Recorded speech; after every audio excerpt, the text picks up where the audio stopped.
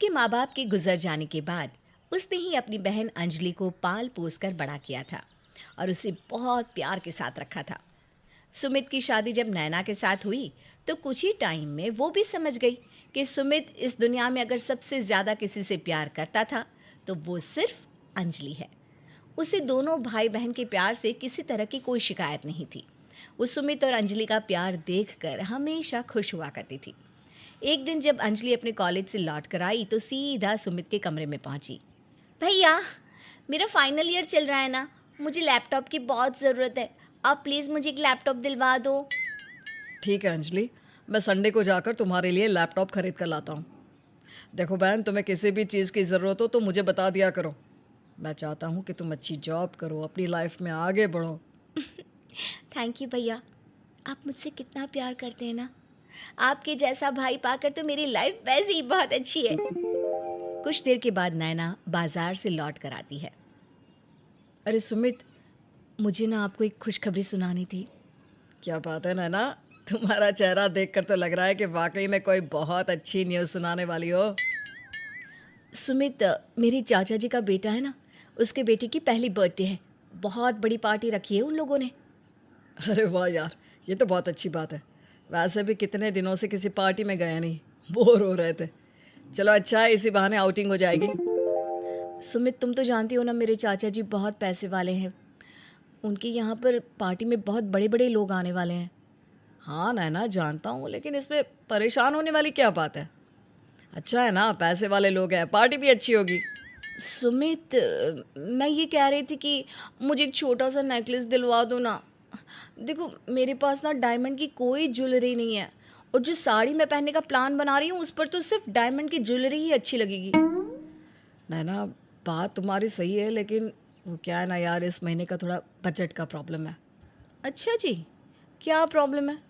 क्या आपको भी अपने लिए कुछ खरीदना है? अगर ऐसी बात है तो ठीक है। नहीं नहीं नैना, बात ये नहीं है। वो क्या है ना, अंजलि को एक लैपटॉप चाहिए था। अगर मैं उसके लिए लैपटॉप खरीदूंगा तो फिर तुम्हारे लिए ज्वेलरी खरीदना थोड़ा मुश्किल हो जाएगा ना। देखिए, अगर अंजलि का लैपटॉप अर्जेंट नहीं है तो आप प्लीज़ मुझे ज्वेलरी दिलवा दो ना। अगले महीने आप उसके लिए लैपटॉप खरीद लेना, मुझे कोई प्रॉब्लम नहीं है। देखो नैना, लैपटॉप उसके लिए अर्जेंट नहीं है, लेकिन फिर भी मैं जानता हूँ कि अगर मैंने उसे अभी नहीं दिलवाया तो वो उदास हो जाएगी, और मैं अपनी बहन को उदास नहीं देख सकता। ठीक है, आप अंजलि को लैपटॉप दिलवा दीजिए। वैसे भी उसकी पढ़ाई लिखाई की चीज़ है, इसमें हमें किसी तरह का कॉम्प्रोमाइज़ नहीं करना चाहिए। कुछ दिनों के बाद अंजलि के कॉलेज में एक पार्टी थी। अंजलि उस पार्टी में जाने के लिए तैयार हो रही थी। उसी वक्त नैना को भी अपनी सहेलियों के साथ किसी पार्टी में जाना था। अंजलि और नैना दोनों अपने अपने कमरे से तैयार होकर बाहर आई। अंजलि ने बहुत शॉर्ट सा ड्रेस पहना हुआ था और नैना ने सिंपल सा जीन्स टॉप। लेकिन अंजलि को छोटे कपड़ों में देखकर नैना को कुछ सही नहीं लगा। अंजलि, ये तुमने किस तरह के कपड़े पहने हैं? ये ड्रेस तो बहुत शॉर्ट है। रात के वक्त ऐसे कपड़े पहनकर पार्टी में जाना मेरे हिसाब से ठीक नहीं है। भाभी, आपने भी तो शादीशुदा होते हुए जीन्स टॉप पहने हुए हैं। जब आप शादी के बाद भी जीन्स पहन सकती है, तो मैं तो अभी कॉलेज में पढ़ती हूँ। मेरे कहने का वो मतलब नहीं था अंजलि। मैं बस तुम्हें समझाना चाहती हूँ कि तुम थोड़ा ठीक ठाक सा ड्रेस पहन सकती हो ना। नैना, अंजलि ठीक ही तो कह रही है। वो एक कॉलेज में पढ़ती है, उसके साथ पढ़ने वाली सारी लड़कियां इसी तरह के कपड़े पहनती होंगी। अरे तुम अपने आप को देखो ना, तुमने भी तो जींस टॉप पहना है। सुमित, यहाँ पर बात कंपैरिजन की नहीं है। मैं अपनी सहेलियों के साथ घर पर पार्टी करने जा रही हूँ। मैंने पूरे कपड़े पहने हैं, मेरी शादी हो चुकी है, और अंजलि अकेले घर से बाहर जा रही है।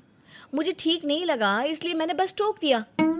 तुम जाओ अपनी पार्टी करो, मेरी बहन का जो मन होगा वो करेगी। पता नहीं शादी के बाद कैसा घर मिले। अभी मैं उस पर किसी भी तरह की कोई रोक टोक नहीं लगाना चाहता। और इस तरह से सुमित अंजलि को समझाने के बजाय हर बार नैना को किसी न किसी बात पर टोक दिया करता। पर नैना को इन बातों का कभी बुरा नहीं लगा। एक दिन ऑफिस से आने के बाद सुमित ने एक बड़ा सा मिठाई का डिब्बा नैना को देते हुए कहा। नैना, वो दिल्ली वाले मामा जी हैं ना, वो हमारे घर आने वाले हैं, इसलिए मिठाई ले आया हूँ। मामा जी सुबह ही आ जाएंगे। ये तो बहुत अच्छी बात है सुमित। अच्छा, ये बताइए उन्हें खाने में क्या पसंद है? सुबह का खाना मैं उनकी पसंद के हिसाब से ही बना दूंगी। देखो नैना, खाने का तो मुझे नहीं पता, लेकिन अंजलि से बहुत प्यार करते हैं मामा जी। इसलिए जो भी बनाओ अंजलि की पसंद का भी होना चाहिए। अंजलि की पसंद का खाना तो मैं रोज़ बनाती हूँ सुमित, लेकिन आज मामा जी के लिए कुछ स्पेशल बनाती हूँ ना। अरे मामा जी इस उम्र में कौन सा बहुत खाने वाले हैं। अगर मेरी अंजलि खुश तो दुनिया खुश। ठीक है सुमित, जैसा आप कहते हैं वैसा ही करूँगी मैं। अगले दिन सुबह के वक्त। अरे बेटा सुमित, नैना बहू, कैसे हो तुम लोग? अंजलि कहीं नजर नहीं आ रही बेटा। नमस्ते मामा जी। वो कहना अंजलि कॉलेज गई है, लेकिन दोपहर तक वापस आ जाएगी। आपके आने की खबर सुनकर बहुत खुश थी। हाँ मामा जी, आप तो जानती हैं कि वो कितना क्लोज है आपसे। मुझे भी मेरी अंजलि बिटिया बहुत प्यारी है। जब से मेरी बहन इस दुनिया को छोड़ कर गई, तब से अंजलि के अंदर ही मुझे अपनी बहन नज़र आती है। मेरी तो आंखें तरस रही है अपनी बेटी से मिलने के लिए। ज़्यादा इंतज़ार नहीं करना पड़ेगा आपको, खाने के वक्त से पहले आ ही जाएगी आपकी प्यारी बेटी। दोपहर के वक्त तक अंजलि कॉलेज से लौटकर आ जाती है। मामा जी कैसे हैं आप? देखिए आपके लिए मैं कॉलेज अधूरा छोड़कर भाग कर आ गई। आपसे मिलने के लिए बहुत उत्सुक थी मैं। मेरी बेटी कितनी बड़ी हो गई हो और कितनी सुंदर भी। और ये कपड़े तो तुम पर बहुत जचते हैं। रानी बिटिया, यहाँ आओ, मेरे पास बैठो। ये बताओ, कोई परेशानी तो नहीं है ना? परेशानी क्यों होगी? सुमित भैया मुझसे इतना प्यार करते हैं, बहुत ख्याल रखते हैं मेरा। और नैना बहू, मेरा मतलब तुम्हारी भाभी, वो तुम्हारा ख्याल रखती है या नहीं? अब क्या बताऊँ आपको, मम्मी पापा होते तो बात ही कुछ और थी। वो भाभी है मेरी, लेकिन ठीक ही है। अब क्या कह सकती हूँ उसके बारे में। अरे नहीं नहीं बेटा, तुम्हारे मम्मी पापा नहीं हुए तो क्या हुआ? तुम हमारे लिए हमारी सगी बेटी हो। बताओ क्या किया नैना बहू ने? ऐसा तो कुछ किया नहीं है मामा जी, लेकिन हर बात पर मुझे टोकती रहती है।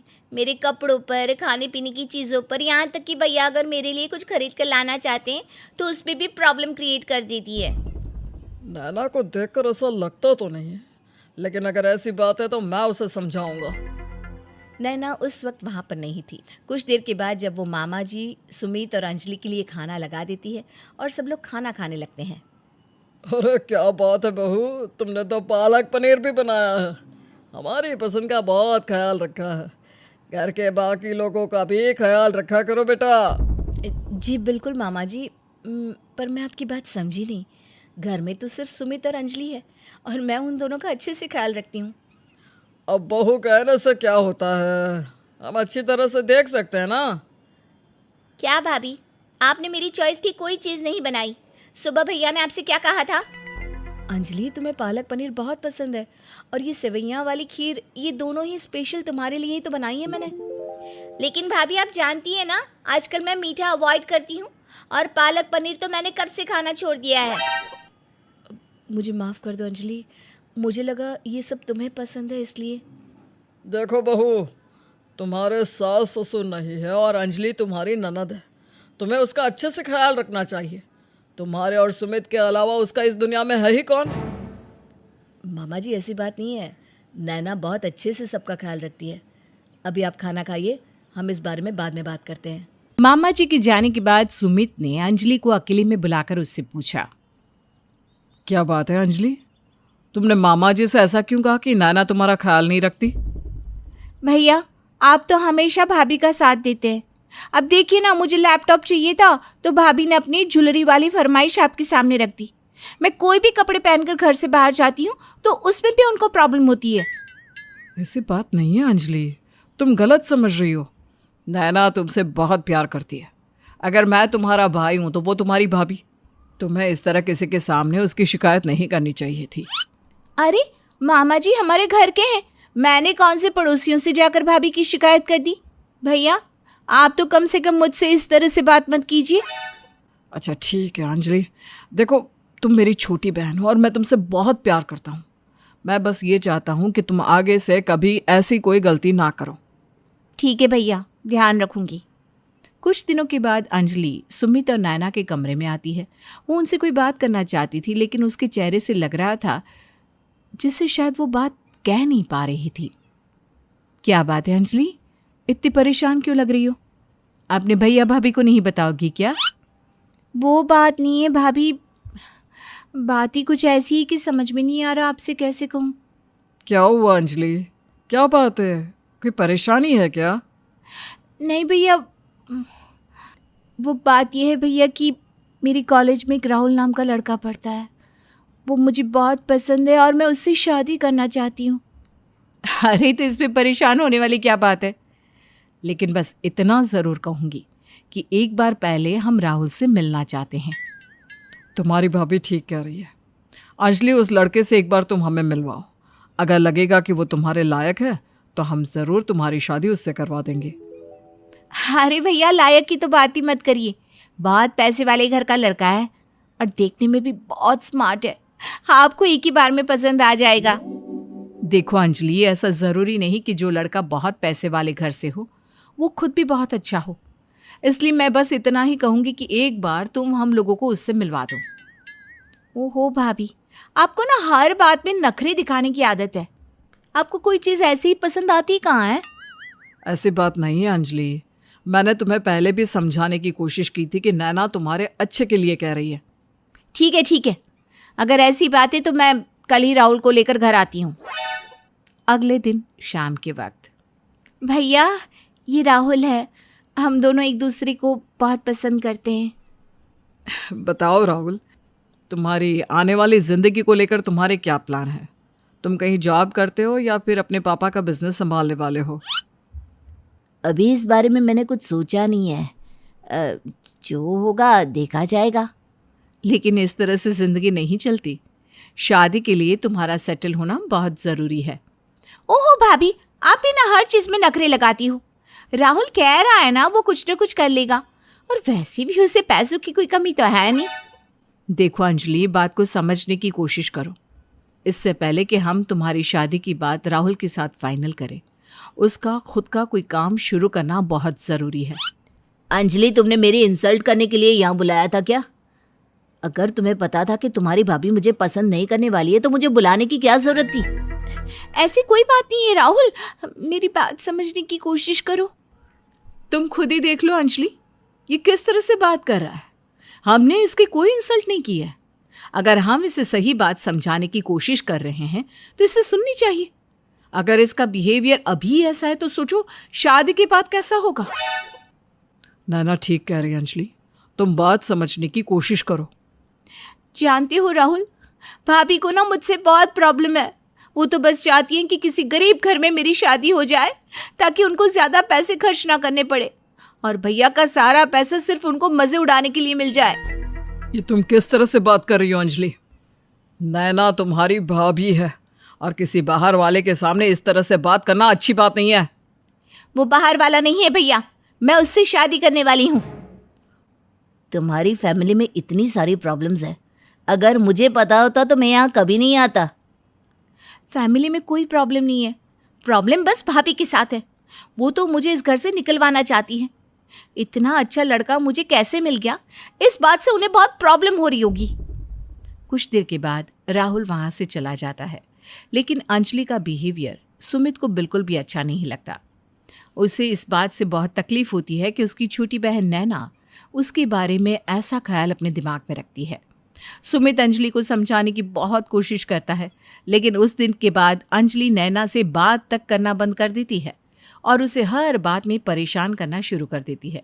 इस तरह कुछ दिन बीत जाते हैं और लगभग 4-5 दिन के बाद एक दिन सुमित घर आता है और अपना मोबाइल ऑन करके उसकी स्क्रीन पर कुछ फोटोज अंजलि को दिखाते हुए कहता है, तुम्हें कुछ दिखाना चाहता हूँ अंजलि, ज़रा देखो तो मेरे फ़ोन में क्या है।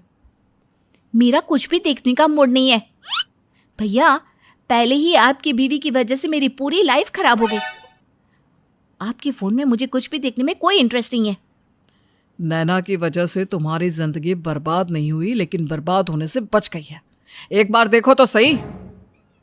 मैं जानती हूँ अंजलि, तुम्हारे साथ जो कुछ भी हुआ तुम उसके लिए मुझे जिम्मेदार समझती हो, लेकिन मैंने जो किया तुम्हारे भले के लिए किया, और इस बात का सबूत तुम्हारे भैया के फ़ोन में एक बार देख तो लो।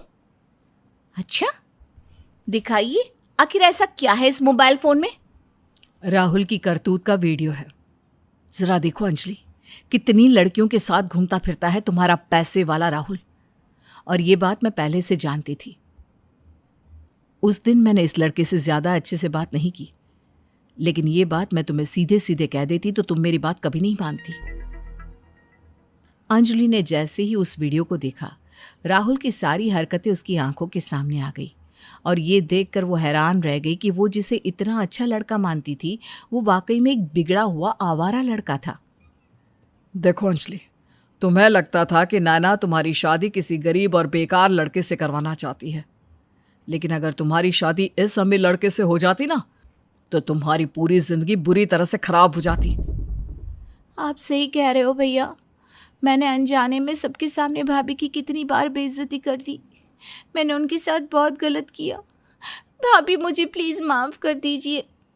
तुम्हें माफ़ी मांगने की कोई ज़रूरत नहीं है अंजलि, बस तुम्हें ये समझने की ज़रूरत है कि मैं तुम्हारी दुश्मन नहीं हूँ।